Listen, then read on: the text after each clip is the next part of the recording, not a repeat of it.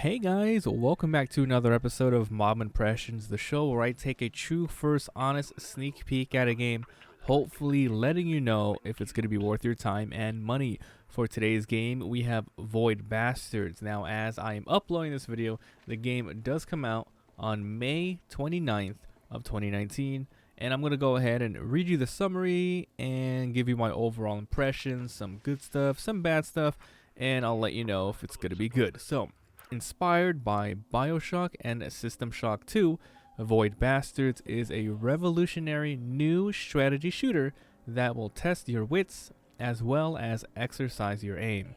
Can you lead the misfit prisoners of the Void Ark through the derelict spaceships and myriad dangers of Sargasso Nebula? So this game is published by Humble Bundle. Thank you so much for providing me the key. And developed by Blue Manchu. God dang. Alright, so there is quite a bit to say about this game because there are a lot of awesome features and mechanics that are done pretty well, taken and inspired by a lot of other games. So I have a list here and I'm just going to go through it. So let's talk about the story. The story with this kind of game isn't too heavy. It's more on the gameplay, which makes it really unique and fun. But you know, you need an overall story. So pretty much, it's the near future or a random different dimension, and you take control of different quote-unquote convicts who have done crimes from, I don't know, jaywalking to smoking, and you're gonna be dying a lot. You're gonna be dying a lot and regenerating to lots of different people. And literally, my first impressions when starting up the game was, wow. This has a very amazing and unique art style. It's a very comic booky, but it's very, very smooth. It's really awesome. So the story is you have to jump from ship to ship, collecting parts depending on what chapter you are on. You have to just find the parts and go from there. So let's talk about the gameplay. Like I said, the overall goal is to just find whatever the game just pretty much wants you to do. It says here on the Steam page that there is a 10 to 15 or 12 to 15 hour campaign. And yeah, let's talk about it. First of all, it is an FPS game. So there is some skill involved. You are going to be using different sorts of weapons and tools, guns, basic guns that shoot far, really weak. You have like a nail gun that is kind of like a shotgun. You have mines and bombs and lots of other stuff. So the FPS aspect is there. It does feel really good running around and shooting. For me, the sensitivity was a little low. You should probably turn it up. And when you run around, you actually get like wind lines to make you feel like you're going a lot faster. The jumping I've seen only comes in every once in a while, but maybe I just haven't played enough. Oh, by the way, I played about a couple hours so far of the game. So this is where the roguelite portion comes in.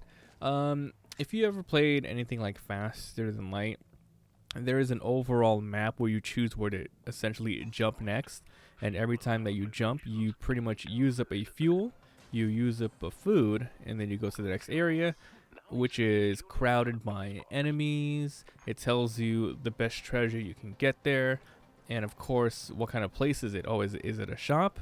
Is it a place to fight enemies? Ooh, there's a boss here. There's tons of loot here. Maybe you can get more fuel at this area. So it's a lot of random stuff, and you pretty much have to just locate and go where you need to go. There is a small stealth aspect to the game. You aren't required to kill anything if you don't want to. However, these areas are small enough that you're kind of forced to, but you can really get around it because you don't have to kill things to move along. You can go loot, you can find fuel, you can open up chests, you can get money, you can get food, and you can get the hell out of there, But if you do end up like fighting, you can probably reach more of the area. So that's that. It's pretty funny because I was able to generate a character who pretty much had a smoking problem. Whenever you get a character, you get pros and cons. And the first character I ever got, he had a smoking problem. So every once in a while running around this freaking ship, he would cough like right, and that would alert enemies close by to his position, which was kind of annoying. But luckily there's a lot of different layout bonuses every time you go to a new ship. There are lots of very different rooms of different sizes and shapes. It's really awesome. There's usually always a like a control room, and you can go in there, and once you do, like, you have to sneak all the way over there, and then you go ahead and activate that. You can see where all of the loot is for that area. There's a coffee room where you can go in, you get triple damage for a little bit of time, you can knock out the security system, you can go to the fuel room, and some of these rooms only show up on random ships. It's actually really nice. So what do you do when you go on these ships besides finding your story mission items?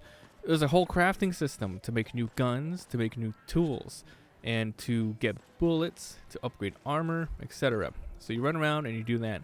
Your map is there just by pressing tab. You have everything, and of course I'm showing you guys all the gameplay here if you guys are super interested. So it's pretty cool like that. The enemies are one of the most interesting parts to me, though. I've seen a couple of different ones, and they're really weird names. They're supposed to be mutated humans. So there's like humanoid enemies, and then there are mechanical like turrets all over the place. There are cameras that you can shoot out. There's big ass enemies that the game literally tells you should probably avoid these. I was able to take one down. I was like, okay, I gotta test out how crazy this enemy is, right? It's called I forgot what his name, like a sting or something like that. It was crazy. It took like so many grenades, so I don't recommend taking those out unless you really have to, and of course, if you have enough stuff. So there's tons of enemies, like exploding enemies. They chase you down. They all have weird dialogue. It's pretty funny. And let's talk about like dying in this game. So when you first start the game, the option for like hardcore / Iron Man was not available to me. I think the game really wants you to go ahead and play through the campaign at least once, through the 12 to 15 hour thing. So like I said, every time you die, you pretty much have an endless supply of, people that you're going to be using.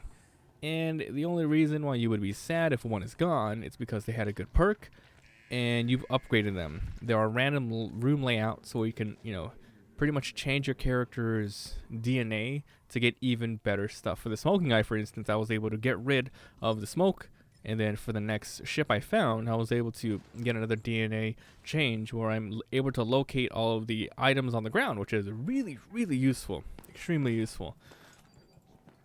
Let's see here. Let's see.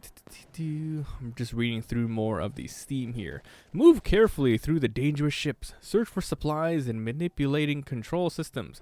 React to what you will find. Will you deter to the generator to bring back power online, or will you fight your way into the security module to disable your ship's defenses? Choose carefully when to fight, when to run, and just when to be a bastard. So it's like really hard to like explain everything, because honestly, like I said, there is a lot of mechanics going on, but I do have to say my overall impression is I did have a really good time with what I've played. I definitely want to play more, and I'm probably going to stream it. It has a really good replayability factor. Your choices really do matter, and it has a push your luck type of thing where like, oh, I see the layout here, I don't know how many enemies are here, but I think if I go this one more room, I kind of need a fuel. If I run out of food and I jump, I lose XP. I lose HP. I don't want to lose this guy. It's very stressful, and it's very fun. So it is exactly like you have so many ways to go about things. And I think this game is going to be pretty popular. I'm glad to have played this game. You guys should definitely check it out. It is 100% a recommendation for me. 100% check it out, guys. So I'm going to leave you with a little more gameplay, and if you guys have any questions, go ahead and leave it down below. I'll try to answer it. Thanks for being here. Thanks for watching. Check out Void Bastards, and I'll see you guys next time.